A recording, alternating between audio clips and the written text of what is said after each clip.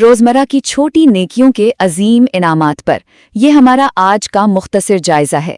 آج ہم دو مستند احادیث کی روشنی میں یہ سمجھیں گے کہ جنت کی انمول نعمتوں اور حوروں کا حق مہر دراصل کوئی بہت بڑی دولت نہیں، بلکہ وہ چھوٹی چھوٹی نیکیاں ہیں جنہیں ہم اکثر معمولی سمجھ کر نظر انداز کر دیتے ہیں۔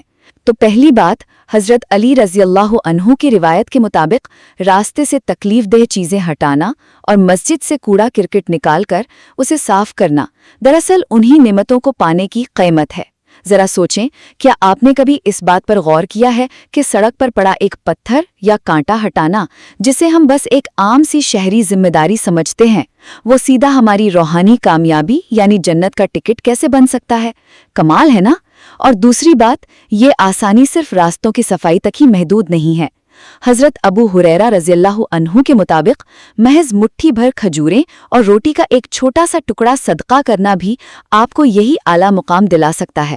یعنی یہ بالکل ایسا ہے جیسے کسی بہت بڑی کمپنی کے حصے آپ کو چند پیسوں میں مل رہے ہوں، کیونکہ یہاں آپ کے پیسوں کی مقدار نہیں بلکہ آپ کی نیت اور عمل کی سچائی دیکھی جا رہی ہے۔